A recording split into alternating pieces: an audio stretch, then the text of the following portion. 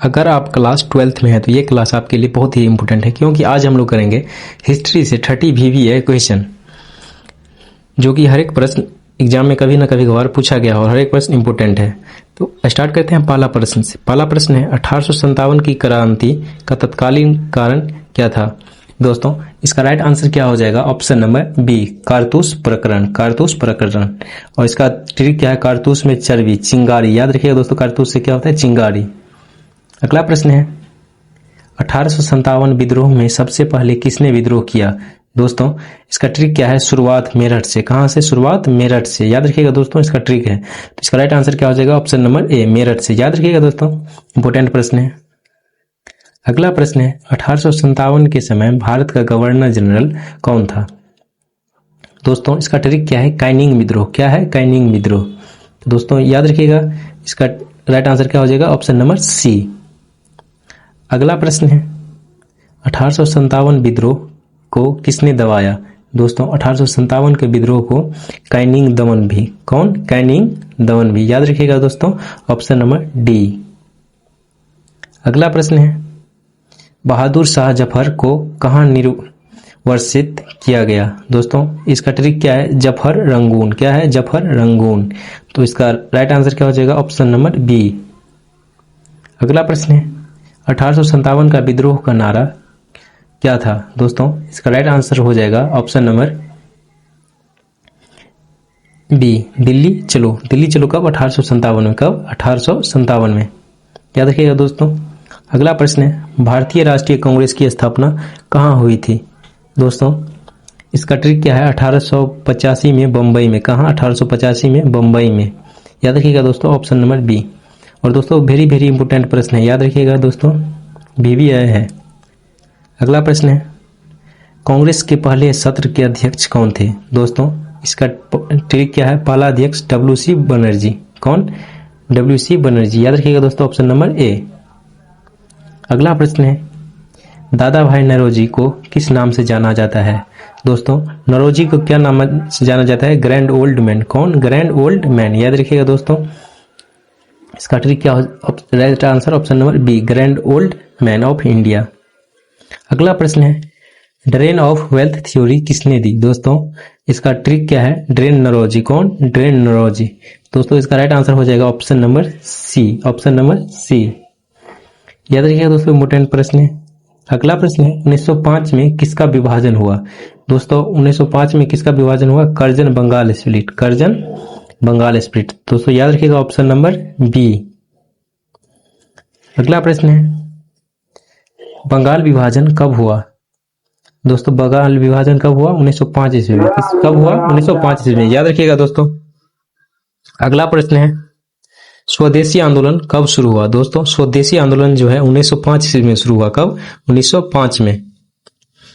अगला प्रश्न है सुरेंद्र नाथ बनर्जी किससे जुड़े थे? दोस्तों सुरेंद्र नाथ बनर्जी जो है इंडियन एसोसिएशन से जुड़े थे। किससे? Indian association. Option number A. अगला प्रश्न है मुस्लिम लीग की स्थापना कब हुई? दोस्तों कांग्रेस 1885 में 21 साल बाद। कब? 1906 में। कांग्रेस का स्थापना दोस्तों कब हुआ था? 1885 में। और 21 साल के बाद। याद रखिएगा दोस्तों, 21 साल के बाद। 21 साल के बाद युवा होता है, तो मान लीजिए युवा हो गया, तो 1906 ईस्वी में। अगला प्रश्न है होम रूल आंदोलन किसने शुरू किया? दोस्तों होम रूल आंदोलन किसने शुरू किया? तिलक। कौन? तिलक। याद रखिएगा दोस्तों, तो option number A, Annie Besant और तिलक। अगला प्रश्न है गांधी जी भारत कब लौटे? दोस्तों गांधी जी भारत कब लौटे? 1915 ईस्वी में। याद रखिएगा 1915 ईस्वी में, प्रथम विश्व युद्ध जब चल रहा था। अगला प्रश्न है चंपारण सत्याग्रह कब हुआ? दोस्तों चंपारण सत्याग्रह नील आंदोलन के समय हुआ। नील आंदोलन के समय चंपारण सत्याग्रह। याद रखिएगा दोस्तों। अगला प्रश्न है असहयोग आंदोलन कब शुरू हुआ? दोस्तों असहयोग आंदोलन जो है गांधी जी शुरू किए थे। कब? 1920 ईस्वी में। कब? 1920 ईस्वी में। अगला प्रश्न है जलियांवाला बाग कांड कब हुआ? दोस्तों 1919 ईस्वी में गोली कांड हुआ। कब? 1919 ईस्वी में। याद रखिएगा दोस्तों, ऑप्शन नंबर बी। अगला प्रश्न है खिलाफत आंदोलन किस वर्ष हुआ? दोस्तों खिलाफत आंदोलन असहयोग आंदोलन के और खिलाफत आंदोलन 1920 में हुआ। कब? 1920 में। याद रखिएगा दोस्तों।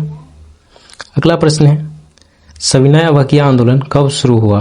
दोस्तों सविनय अवज्ञा आंदोलन डांडी मार्च 1930 में शुरू हुआ। कब? 1930 में। तो बढ़ते हैं अगले प्रश्न की ओर।